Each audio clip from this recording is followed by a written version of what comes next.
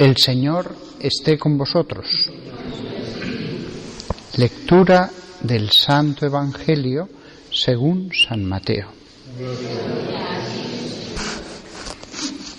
En aquel tiempo, Juan, que había oído en la cárcel las obras del Mesías, mandó a sus discípulos a preguntarle: ¿eres tú el que ha de venir o tenemos que esperar a otro?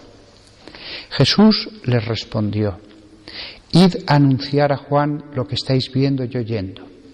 Los ciegos ven y los cojos andan, los leprosos quedan limpios y los sordos oyen, los muertos resucitan y los pobres son evangelizados. Y bienaventurado el que no se escandalice de mí. Al irse ellos, Jesús se puso a hablar a la gente sobre Juan. ¿Qué salisteis a contemplar en el desierto? ¿Una caña sacudida por el viento? ¿O qué salisteis a ver? ¿Un hombre vestido con lujo? Mirad, los que visten con lujo habitan en los palacios. Entonces, ¿a qué salisteis? ¿A ver a un profeta? Sí, os digo, y más que un profeta. Este es de quien está escrito: yo envío a mi mensajero delante de ti, el cual preparará tu camino ante ti. En verdad os digo que no ha nacido de mujer uno más grande que Juan el Bautista, aunque el más pequeño en el reino de los cielos es más grande que él.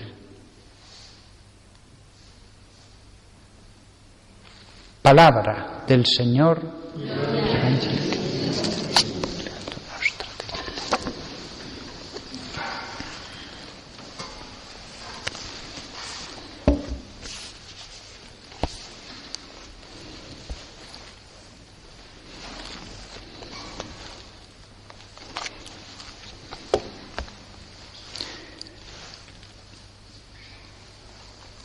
Antes de entrar en el tema del sermón, que es San Juan Bautista, me quería fijar en las palabras que le dicen los discípulos de este gran santo a Jesús.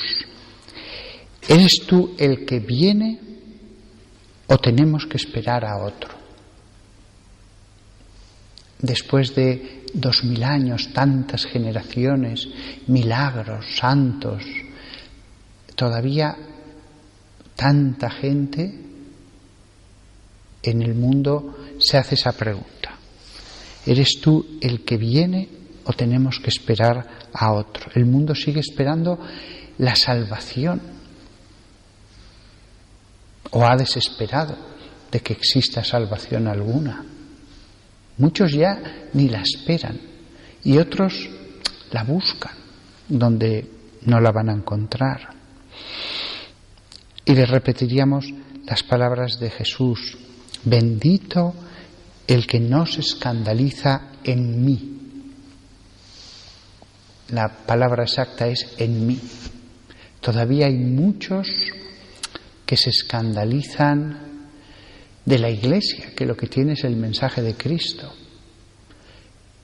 Todavía hay muchos que tienen una buena idea de Jesús, pero de un modo humano, como un hombre bueno que hubo hace 2000 años, un hombre bueno, pero ya está. Pero el auténtico Jesús, el mensaje de Jesús, la imagen ajustada a la realidad que custodia la Iglesia, esa causa escándalo. De ahí que este Evangelio verdaderamente es para ser meditado con tristeza. Después de estas palabras, Jesús empezó a hablar a las multitudes sobre Juan. Y entonces hace un elogio, como lo habéis escuchado. Y al final dice: entonces, ¿qué fuisteis a ver? ¿Un profeta? Sí, en verdad os digo, y más que un profeta. Más que un profeta. Tenemos en el Antiguo Testamento a los profetas. Uno que fue más que un profeta fue Moisés. Moisés es símbolo, antitipo de Jesús.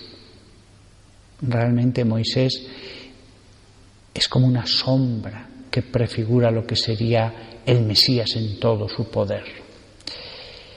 Sin embargo, después lo que hay solo son profetas, unos más grandes, unos que hacen muchos milagros, como Elías, otros no tan grandes, pero todos los profetas tienen la grandeza de ser mensajeros de Dios. De él dice, más que un profeta. ¿Qué se puede ser más que un profeta? Pues la santidad es más que el profetismo. En el caso de Juan, además, el ser ya el inmediato anterior a él que le prepara el camino. No solamente va a dar el mensaje, sino que va a trabajar preparando el camino. Este es, dice Jesús, del que está escrito: mirad, voy a enviar a mi mensajero delante de ti, que preparará tu camino delante de ti. Voy a enviar a mi mensajero. La palabra en griego, angelos, es mensajero, aunque también significa ángel. Pero cuando dice este es del que está escrito, se está refiriendo a unas palabras del profeta Malaquías, capítulo 3, versículo 1, que dice, y el Señor al que buscáis, eso lo dice en el siguiente versículo, he aquí que envío a mi mensajero. Y usa una palabra, malak, que también puede significar ángel. De verdad que San Juan Bautista fue como un ángel, porque vivió en la tierra, pero dedicado a la oración, vivió en el desierto, vivió manteniendo la vida con lo mínimo y dedicado solo a la oración. También después la gente fue a verle y les habló. ¿Cómo prepara los caminos para Jesús? A través de la oración y el ascetismo. Después Dios le envía a la gente, pero Él no les va a buscar en el desierto. Es Dios el que le envía. Eso es muy curioso también en la vida de tantos eremitas. Ellos buscan solo a Dios y Dios les envía a la gente. Es justo lo contrario de los sacerdotes. Nosotros tenemos que perseguir a la gente, tenemos que ir en busca de la gente para predicarles, para anunciarles la buena nueva, hacer apostolado como podamos, yendo a la gente. Sin embargo, hay estos santos de Dios que, alejándose de la gente va a ellos. Fijaos qué ironía de Dios. He aquí que envío a mi mensajero, a mi ángel. Él preparará el camino delante de mí. No es cualquier cosa, el camino delante del Mesías. Podríamos decir, pero el Mesías necesita que le preparen el camino. El Mesías vino como pobre hombre, vino en la debilidad, era un hombre que predicaba. Es verdad que empezó a hacer milagros y ya siguió haciendo milagros durante su vida pública, pero tenía en contra la murmuración, la calumnia, los que eran malos, con lo cual el camino ciertamente tenía que ser predicado, porque aquí vemos cómo simplemente la palabra y las obras fueron contrarrestadas por el mal. Lo mismo que a veces un veneno tiene su antídoto, también a veces hay algo que impide que el bien haga su efecto. Él preparará el camino delante de mí, dijo el profeta Malaquías, hablando Dios, el que habla es Dios. Y el Señor al que buscáis vendrá repentinamente a su templo, lo cual sucedió. Un buen día se presentó Dios en su templo. El mensajero de la alianza en el cual os deleitáis. He aquí que está viniendo, dice el Señor de los ejércitos angélicos. Yo voy a ir, yo voy a entrar. Él entra en el templo, pero es curioso, a su ángel lo envía al desierto. A su ángel lo envía a un lugar en el que no hay ninguna duda de que él a lo que se dedica es a la oración, a la penitencia, solo a Dios. Si hubiera estado en el templo, también la maledicencia le hubiera alcanzado. Sí, predica, pero vive como un rico. Sí, es delgado y ascético en apariencia, pero tiene riquezas. Sin embargo, en el desierto no tenía nada. Y además de predicar, empezará a hacer una cosa nueva, no solo la palabra, sino que empezará a derramar agua sobre la gente que venía, probablemente con este gesto que estoy haciendo, cogiéndola con las dos manos y echándola encima de la gente como símbolo del perdón de sus pecados. Les predicaría y una vez que estuvieran preparados les diría: venga, vamos al río y os laváis, como símbolo de la purificación. Pero dice, él les bautizaba, les lavaba, con lo cual él les echaba el agua y probablemente decía algo que no se nos ha conservado, quizás para no crear problemas con la fórmula del bautismo y que se dijera: mira, este es el bautismo de Juan, este es el de Jesús. Se ha conservado solo uno, probablemente por eso. A lo mejor cambiaba la fórmula cada vez y le decía en unos casos: arrepiéntete, o en otros casos: que el Señor te perdone. ¿Quién sabe? Lo cierto es que tenemos la palabra y un signo que cuando lo recibían debían recibir alguna gracia. No era un sacramento, pero probablemente después de la preparación, de la predicación, de orar, el agua derramada por las manos del bautista tenía un efecto. El ángel de Dios. Mucha gente dice: ay, ¿cómo me gustaría ver un ángel? Pues San Juan Bautista era como un ángel que hubiera venido a un cuerpo. Por supuesto que el alma de un ser humano no es el espíritu de un ángel, son dos criaturas distintas. Los hombres nunca se convierten realmente en ángeles, pero sí que pueden hacerse como los ángeles, esos seres entre Dios y los hombres, por encima de la tierra, que son espíritu. No exageramos al hablar de la importancia de San Juan, porque Jesús va a hacer un elogio que no lo hace Dios de ningún otro personaje anterior a él. Cuando dice: en verdad os digo, lo recalca, en verdad, que entre aquellos nacidos de las mujeres ninguno se ha levantado más grande que Juan el Bautista. Menudo elogio. O sea, podemos decir, él es el más santo. Pues sí, se puede colegir de estas palabras. Es verdad que se le pueden dar muchas vueltas a estas palabras, pero en principio parecen indicar esto. Esto no se dice del rey David, esto no se dice del rey Salomón, ni de Isaías ni de ningún otro. Jesús lo dice solo de él y el Antiguo Testamento no lo dice de nadie. Y fijaos si fue grande, grandioso el glorioso Moisés.